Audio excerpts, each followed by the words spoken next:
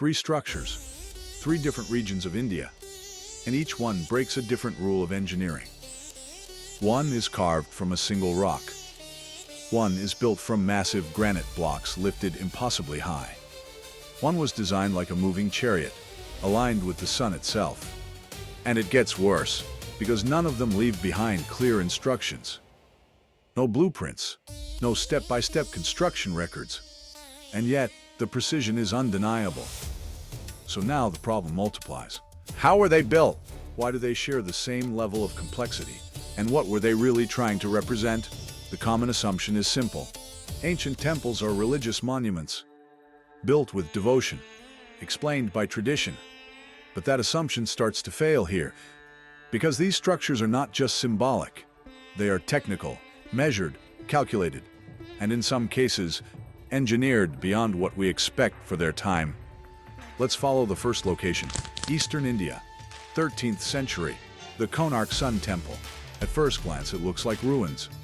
But step closer, and the structure reveals its intent. It is a chariot, a massive stone chariot, with 24 wheels. Each wheel is carved with extreme precision, and researchers found something unusual. They function as sundials. By measuring the shadow on the spokes, time can be read with surprising accuracy. Some studies suggest the margin of error is only a few minutes. That means this temple is not just symbolic. It is a working time measuring system. So the question changes. Why build a temple that tracks time so precisely? Now move south, 11th century, Tamil Nadu, the Brihadiswara Temple. This structure rises over 60 meters high, built almost entirely from granite. That alone is unusual, because granite is not locally abundant. It had to be transported, cut, lifted. And then there is the top stone. Estimated weight, around 80 tons. Placed at the very top of the tower, researchers reconstructed possible methods. One theory suggests a massive ramp, stretching several kilometers. This would require thousands of workers coordinating over long distances. But no physical trace of such a ramp exists today. And that leaves a gap. How was this stone placed with such precision at that height? Now the third site, Western India, 8th century, the Kailasa Temple. This one breaks a completely different rule. It is not built, it is carved. From a single piece of rock, from top to bottom, researchers estimate that over 200,000 tons of stone were removed. But here's the detail that changes everything. There are no signs of major structural mistakes, no large corrections, no abandoned sections. Tool mark studies indicate consistent carving techniques across the entire structure. That suggests planning, precise planning, because one error and the entire structure would fail. Now step back. Three temples, three methods, but all share the same pattern: precision, scale, and a level of planning that implies advanced understanding. So what connects them? Let's look at the system behind it. Ancient Indian architecture was not random.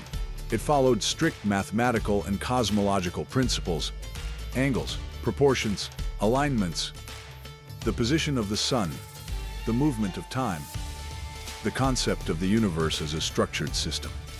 In simple terms, these temples were designed as models, not just places of worship, but representations of cosmic order. But that explanation only covers part of the story, because the construction methods still raise questions. And this is where the escalation begins. Some historical accounts describe the Konark Sun Temple as having a powerful magnetic structure at its peak. The claim, it affected navigation of ships along the coast. A dramatic idea, but no confirmed physical evidence of such a magnet has been found. Still, the story persists. Why? Then there is the construction speed of the Kailasa Temple. Some estimates suggest it was completed faster than expected, given the volume of rock removed. That leads to speculation. Unknown tools, lost techniques, even theories of advanced technology. But none of these claims have been demonstrated under controlled conditions. And the Brihadiswara Temple adds another layer.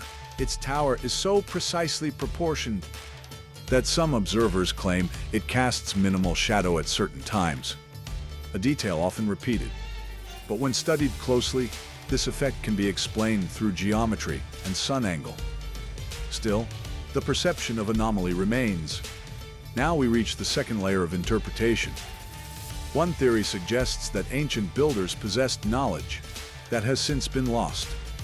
Not supernatural, but highly advanced for its time. Engineering methods, material handling techniques, organizational systems, enough to achieve what now looks almost impossible. This leads to the reality check. What is confirmed? These temples exist. Their precision is measurable. Their scale is real. What is likely? They were built using large, organized labor forces, combined with intelligent engineering techniques. What is unproven? Magnetic anomalies affecting ships. Unknown advanced technology. What is often exaggerated? The idea that these structures are beyond human capability. But one problem remains, because even with all explanations combined, one detail still feels unresolved. These temples were not built randomly. They are separated by time, by geography, and yet they share a level of conceptual consistency.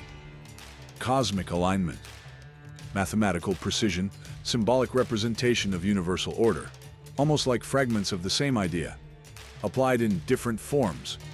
So the question shifts again, not how they were built, but why they follow the same underlying logic. Here is where the final trace appears. Ancient Indian texts describe architecture as a reflection of the universe, a structured system, ordered, mathematically defined. If that is true, then these temples are not isolated achievements. They are physical translations of a shared knowledge system. And that leads to a different conclusion. The mystery is not that these structures exist. The mystery is that they follow the same principles, without leaving behind a complete record of how those principles were applied in practice. So here's the controlled interpretation. These temples represent advanced engineering for their time. They reflect deep knowledge of geometry and astronomy.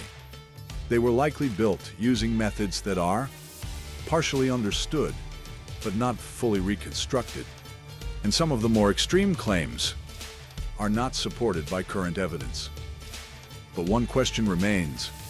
If this knowledge system was real, and if it was shared across regions and centuries, why do we only see fragments of it in stone, and not the full method that made it possible? Because that missing connection is the one piece that still hasn't been explained.